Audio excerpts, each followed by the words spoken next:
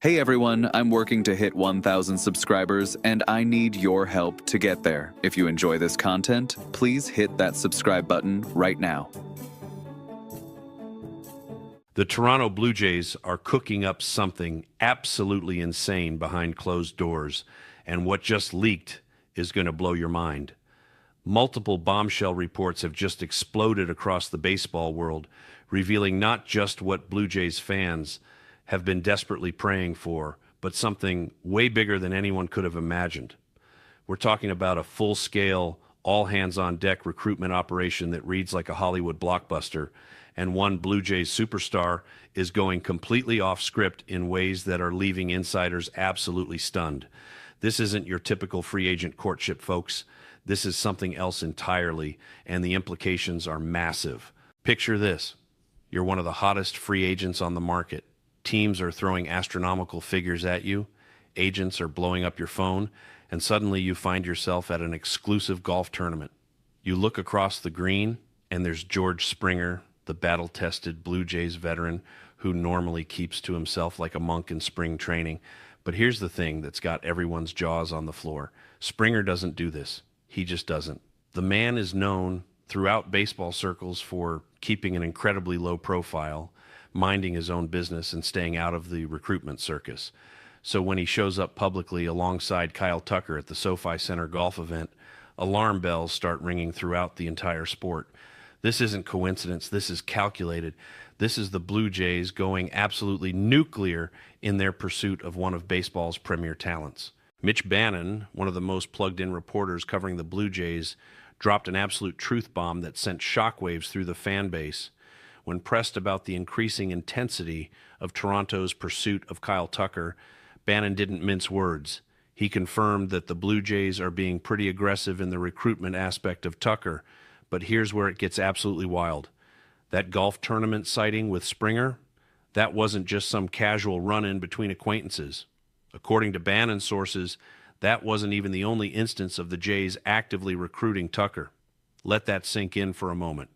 We're seeing one public appearance, and apparently there are multiple secret recruitment sessions happening that we don't even know about yet. The Blue Jays have transformed into recruitment ninjas, working every angle, pulling every string, and leaving absolutely nothing to chance. The significance of George Springer's involvement cannot be overstated. This is a player who has been there, done that, won the championship, and knows exactly what it takes to succeed at the highest level.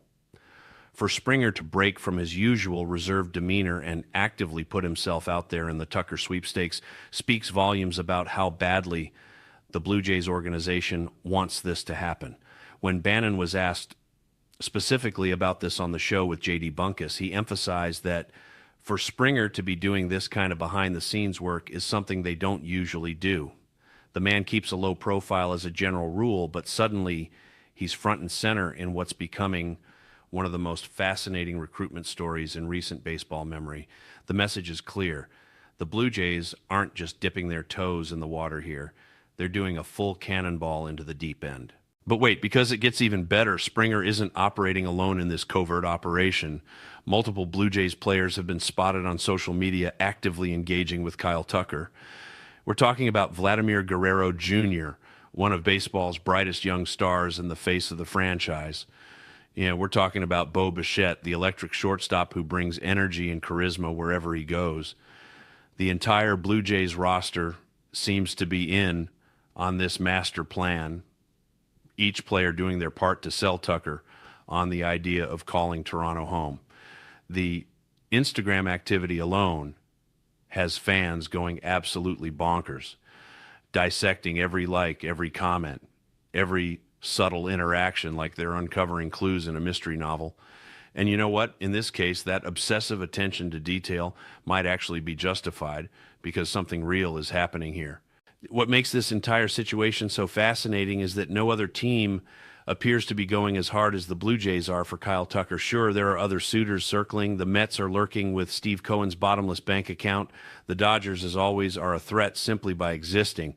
But when it comes to the full court press, the comprehensive recruitment strategy, the personal touches that make a player feel genuinely wanted beyond just the dollar signs, Toronto is operating on a completely different level.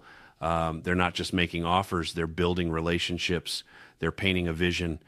They're making Kyle Tucker imagine what it would feel like to walk into that clubhouse every single day and be surrounded by guys who already consider him family before he's even signed on the dotted line. The general consensus among baseball insiders seems to be that if Tucker gets the money he's looking for, which is obviously going to be the massive obstacle standing between Toronto and their prize, he needs to feel absolutely comfortable with his decision. And that's where all these little recruiting moments become absolutely critical.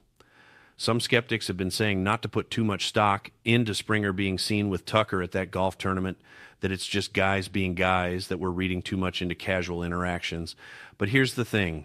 When someone as plugged in as Mitch Bannon is explicitly telling people to put stock into it, maybe we should be listening. The sources he's talking to are confirming that it's notable that Springer is meeting up with Tucker and that the recruiting efforts extend far beyond that initial golf tournament appearance. There are conversations happening that we don't know about. There are relationships being built in private that could ultimately swing this entire saga in Toronto's favor. The Blue Jays front office deserves enormous credit for orchestrating this campaign.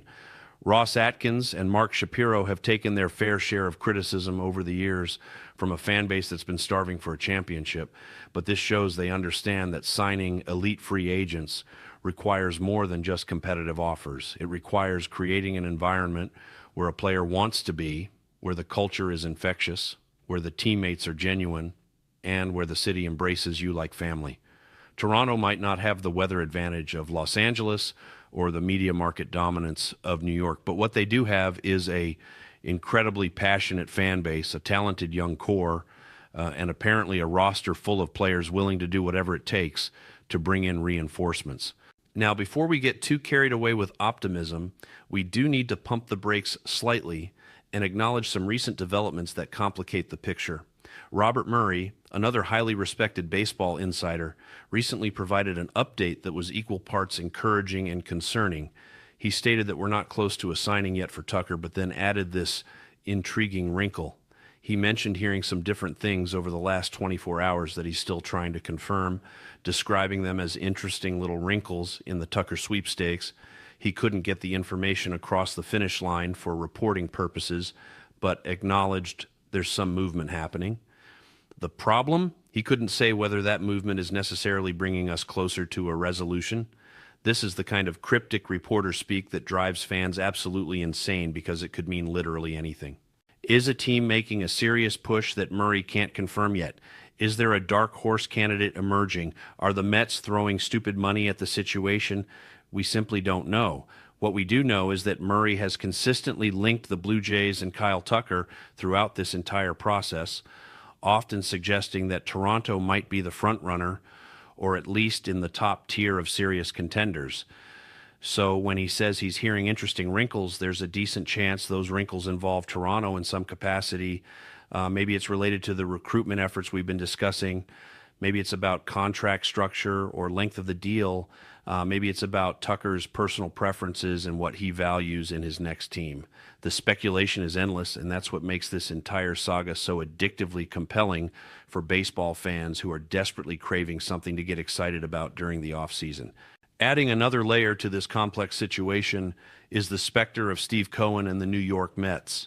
Reports surfaced recently confirming that the Mets are very, very much in on Kyle Tucker, which should surprise absolutely nobody who's been paying attention to how Cohen operates. The man has shown a willingness to spend money like it's monopoly currency, and when he wants a player, he usually finds a way to get that player. This is the team that signed Max Scherzer and Justin Verlander to massive deals. This is the organization that's made it clear they're willing to do whatever it takes to build a championship roster. If it becomes a pure bidding war between Toronto and New York, the Blue Jays might find themselves in trouble unless they're willing to stretch their budget to uncomfortable levels. However, there is some encouraging news on that front. Rob Parker and John Morassi, through their Castro Vince reporting network, recently stated that they're hearing Kyle Tucker is not going to the Dodgers. That's one superpower franchise that can apparently be eliminated from the equation, which narrows the field considerably.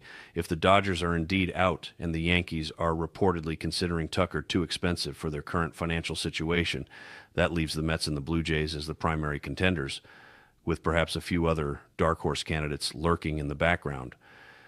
From Toronto's perspective, this is actually a pretty favorable scenario. Going head-to-head against the Mets is never easy given Cohen's resources, but it's better than having to outbid 5 different teams, all of whom have deep pockets and compelling pitches. The Yankees situation is particularly interesting because it reveals how the dominoes are falling throughout the entire free agent market. According to reports from various insiders, New York doesn't have a plan B outside of Cody Bellinger if they miss out on their primary targets. They've apparently determined that Kyle Tucker is too expensive for their current budget constraints, which is absolutely wild, considering we're talking about the New York Yankees, one of the most valuable franchises in professional sports. But that's the reality of modern baseball economics. Even the Yankees have limits, and they've decided Tucker falls outside those parameters. This theoretically removes one of the Blue Jays' biggest competitors from the equation, though knowing the Yankees' history of last-minute swoops, nothing can be taken for granted until contracts are signed and press conferences are held. Speaking of situations that have Blue Jays fans nervously chewing their fingernails, we absolutely must address the Bo Bichette elephant in the room. A report emerged recently suggesting that the beloved Blue Jays shortstop is almost certainly headed to the Philadelphia Phillies, where Don Mattingly, his former bench coach in Toronto, has now landed and would presumably help recruit Bichette to join him. Now, it's important to note that this particular report came from a source that doesn't have the most sterling reputation for accuracy, but when you've got 100,000 followers and you're putting your credibility on the line with such a definitive statement, it at least warrants attention and discussion. The Phillies connection makes logical sense from multiple angles. Mattingly knows Bichette intimately, having worked with him daily in Toronto. He understands what motivates Bo, what his strengths are, how to maximize his talents, and how to manage his personality. If Mattingly is whispering in the Phillies front office's ear that Bichette would be the perfect fit for Philadelphia, that carries significant weight. Moreover, the Phillies are a team that's clearly in win-now mode, having made the World Series recently and assembled a roster that's designed to compete for championships immediately. For Bichette, who's entering a crucial stage of his career, the appeal of joining a team that's 1 or 2 pieces away from being a legitimate juggernaut is undeniably strong. The Philadelphia smoke around Bichette has been building steadily, and while many Blue Jays reporters are still maintaining that Toronto remains in the mix, the general tenor of the conversation has shifted noticeably.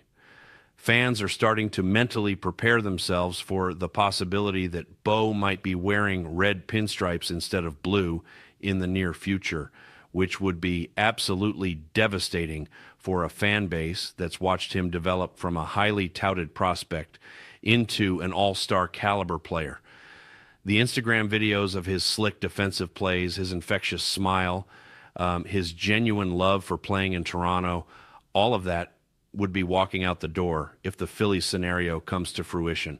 However, and this is crucial, until Bo Bichette is officially announced as a member of another organization, the Blue Jays are still very much in this fight.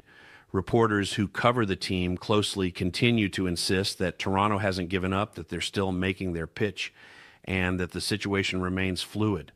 And in the bizarre world of baseball free agency and trade negotiations, things can change in an instant. A team that seems like the overwhelming favorite can suddenly get cold feet. A player who appears destined for one city can wake up and decide he wants something completely different. Nothing is finalized until signatures appear on contracts, and even then, trades can still theoretically be voided if something goes catastrophically wrong during physicals. The potential loss of Bichette would be painful, but it also creates an interesting dynamic when it comes to the Kyle Tucker pursuit. If the Blue Jays know they're losing a core player, that might actually increase the urgency and aggressiveness of their pursuit of Tucker.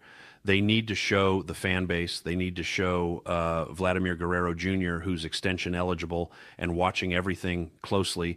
And they need to show the broader baseball world that they're serious about competing. Losing Bichette and then failing to land Tucker would be an absolute catastrophe from a public relations standpoint, the kind of off-season disaster that could set the franchise back years in terms of fan confidence and player perception. Conversely, if they could somehow retain Bichette and add Tucker, they'd instantly become one of the most dangerous teams in the American League, a legitimate threat to run through the playoffs and bring a championship back to Canada for the first time since 1993. What makes this entire saga so compelling is that it represents the inflection point for the Blue Jays franchise. They've been stuck in this agonizing middle ground for years now, talented enough to be competitive, but never quite good enough to break through and become true championship contenders. They've teased their fan base with playoff appearances and exciting young players, but they haven't delivered the ultimate prize. The core of Guerrero, Bichette, and Springer isn't getting any younger. The window for this particular group is open right now, but it won't stay open forever. Windows close faster than anyone expects in professional sports, and the Blue Jays front office understands that they need to capitalize on this moment before it slips away. That's why the recruitment efforts we're witnessing are so significant. This isn't just about adding one more talented player to the roster, though Tucker would undoubtedly make them significantly better. This is about sending a message that the Blue Jays are serious, that they're willing to spend money, that they're willing to do whatever it takes to win, and that Toronto is a destination where elite players should want to play. For too long, the Blue Jays have dealt with the perception that they're a second-tier franchise, that the truly elite free agents would rather play elsewhere, that the Canadian tax situation and the border crossings and the weather create obstacles that other teams don't have to overcome. This Kyle Tucker pursuit, executed with this level of intensity and creativity, represents an opportunity to fundamentally change that narrative. The involvement of multiple players in the recruitment process is particularly smart from an organizational standpoint. When Vladimir Guerrero Jr. is actively trying to recruit someone, that tells Tucker that the best player on the team wants him there, that there's no ego conflict, no concern about sharing spotlight or statistical glory. When Bo Bichette is engaging, assuming he's still going to be a Blue Jay, that shows Tucker he'd be joining a fun-loving clubhouse full of guys who genuinely enjoy playing together. When George Springer, the veteran champion who's seen everything the sport has to offer, breaks from his usual reserved approach to actively court someone, that demonstrates organizational buy-in from the top of the roster to the bottom. These aren't hollow gestures or performative social media stunts. These are genuine relationship-building efforts designed to make Tucker feel like he'd be joining something special. The comparison to other teams' approaches is stark.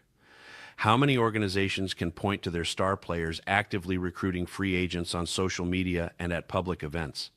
How many teams have veterans willing to leverage their personal relationships and reputation to help the front office close deals? The Blue Jays have created a culture where players feel invested in the roster construction process, where they understand that their input matters, and where they're willing to be active participants in building a championship team.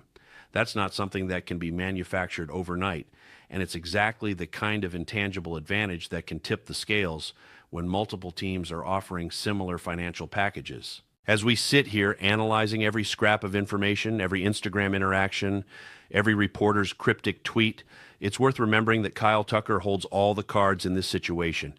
He's a 27-year-old superstar outfielder entering his prime years, coming off another excellent season, and about to receive life-changing money regardless of which team he chooses. He doesn't need to rush this decision. He can take his time, meet with every interested organization, hear every pitch, and ultimately select the situation that feels right for him, both professionally and personally. The Blue Jays can recruit as aggressively as they want, but if Tucker wakes up one morning and decides he'd rather play in New York or stay closer to family or chase a ring with a proven contender, there's nothing Toronto can do about it except tip their cap and move on to Plan B. That said, everything we're hearing suggests the Blue Jays have positioned themselves as well as any team possibly could. They're showing Tucker he'd be wanted, He'd be valued. He'd be joining a talented roster with legitimate championship aspirations, and he'd be walking into a clubhouse full of players who already consider him a future teammate. They're presumably preparing a massive financial offer that will test their ownership's willingness to spend at levels we haven't seen from them in recent years. They're leveraging every possible advantage, from player relationships to organizational pitch to market appeal. If they lose out on Tucker after all this effort, it won't be because they didn't try hard enough. The next few days and weeks will be absolutely critical for determining how this story unfolds. Will the recruitment efforts pay off, or will money ultimately talk louder than relationships? Will the Mets blow everyone out of the water with an offer nobody can match, or will Toronto stretch their budget further than expected? Will Bo Bichette indeed leave for Philadelphia, changing the entire calculus of the Blue Jays' offseason strategy? These questions don't have answers yet, but they will soon, and when they do, the entire trajectory of the Blue Jays franchise could be fundamentally altered. What we're witnessing is high-stakes poker being played out in public, with billions of dollars in championship aspirations hanging in the balance. The Blue Jays have gone all in on this recruitment strategy, betting that personal relationships and organizational culture can compete with pure financial firepower from bigger market teams. George Springer has emerged as an unlikely hero in this narrative, the quiet veteran who stepped up when his team needed him to break from character and become an active recruiter. The rest of the roster has followed his lead, creating a unified front designed to show Kyle Tucker exactly what he'd be getting if he chooses Toronto. Whether it works remains to be seen, but you cannot question the effort, the creativity, or the intensity of the approach. The Blue Jays are swinging for the fences, and soon we'll know if they've connected for a home run or struck out swinging. Either way, this has been absolutely riveting theater for baseball fans who needed something exciting to discuss during the cold winter months. So make sure you drop your thoughts in the comments below, because this story is far from over. Are you buying into the Blue Jays' chances of landing Kyle Tucker after everything we've discussed? Do you think George Springer's recruitment efforts will actually move the needle, or is this all just noise that won't matter once the financial offers hit the table? And what about the Bo Bichette situation?